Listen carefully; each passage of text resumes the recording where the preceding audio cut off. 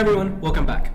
Last episode, we discussed how carbon pricing and taxation can help us fight climate change by making polluters pay for the damage that they cause. However, there is another big player in the story of environmental economics, being international trade, which we will discuss in this video. Globalization has connected the world's economies like never before, but is that a good thing or a bad thing for the environment? Does trade encourage pollution, or can it actually help countries grow greener? Today, we're going to dive into the relationship between international trade and environmental protection. We'll explore real debates, real-world trade agreements, and case studies that reveal how trade shapes our environment. Let's get started. Trade is often celebrated for driving economic growth. By allowing countries to specialize in what they produce efficiently and trade for what they don't, global markets can raise incomes and lower consumer prices. The catch is that the growth isn't always green.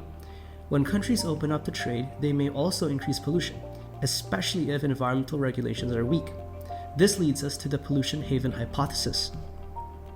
The pollution haven hypothesis suggests that some companies in rich countries may outsource their dirty, high pollution industries to poorer countries where environmental laws are less strict.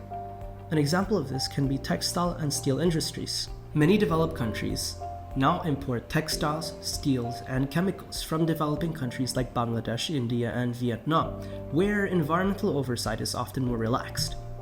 A study by the OECD found that manufacturing in lower-income countries often has significantly higher carbon emissions per unit of production than in richer countries. This shows how trade can shift pollution geographically, but not necessarily reduce it globally. However, trade can also spread cleaner technologies. When developing countries trade with more environmentally conscious partners, they often gain access to greener machines, energy-efficient production methods, and stricter environmental expectations. This is called the race to the top effect. A real-world example is Mexico's automobile industry. When Mexico joined NAFTA and NAFTA, it attracted foreign car manufacturers. But because US and Canadian companies required modern, low-emission technologies, Mexico's factories adopted cleaner production methods faster than they would have without trade. So, is trade a double-edged sword?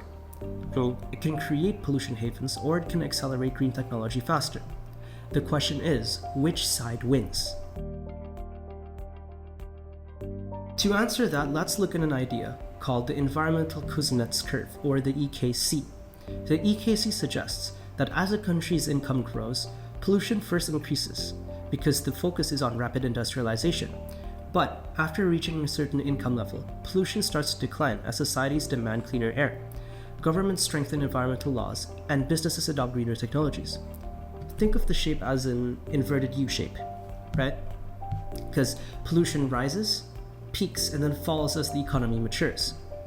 Evidence for the EKC can be seen in countries like Sweden, which has reduced air pollutants like sulfur dioxide since the 1970s despite continued economic growth, and Japan, which has improved water and air quality even while remaining a major industrial power.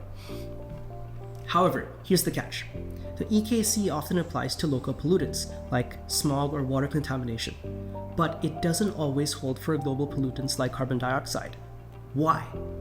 Because even as rich countries clean up domestically, they often outsource carbon-intensive production to developing countries.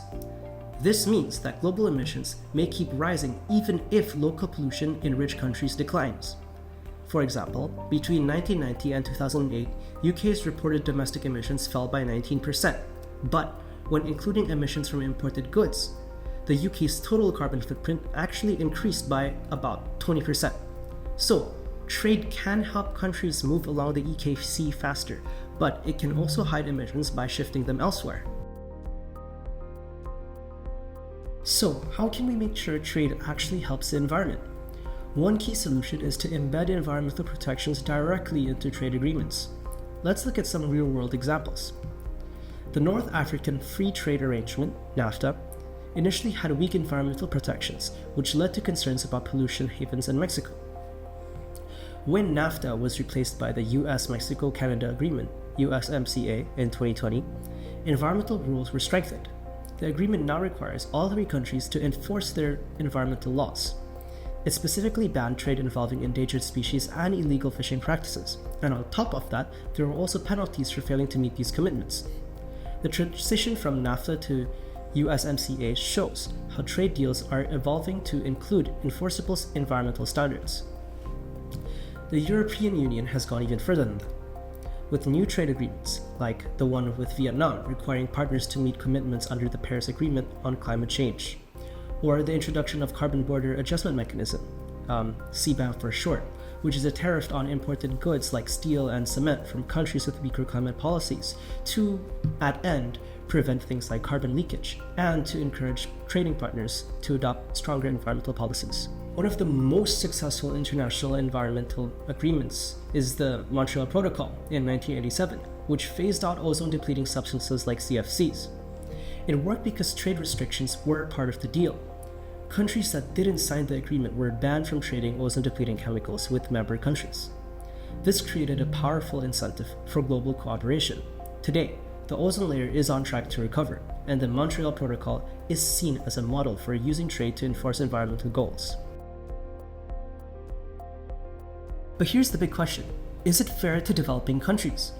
Many poorer nations argue that they need the same opportunity to grow that richer countries had, even if the growth is more polluting in the short term. This leads to the debate about climate justice. When rich countries impose strict green trade rules like carbon tariffs, developing nations worry that they are being unfairly penalized for emissions that wealthier countries have caused for decades. For example, the EU's carbon border tax could make steel from India or cement from Egypt more expensive in Europe.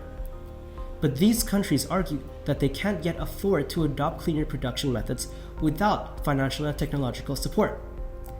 Economists warn that if rich countries push too hard, green trade policies could become a form of green protectionism, blocking imports under the cover of climate concerns.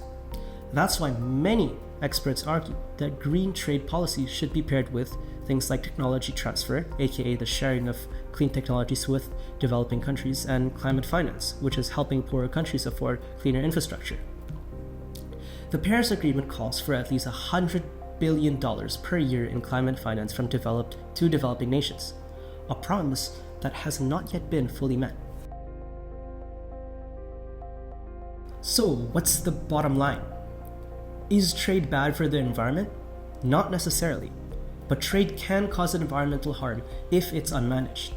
When trade is combined with strong domestic environmental laws, carbon pricing, green trade agreements, and technology sharing and climate finance, it can become a powerful driver of cleaner growth, innovation, and sustainable development.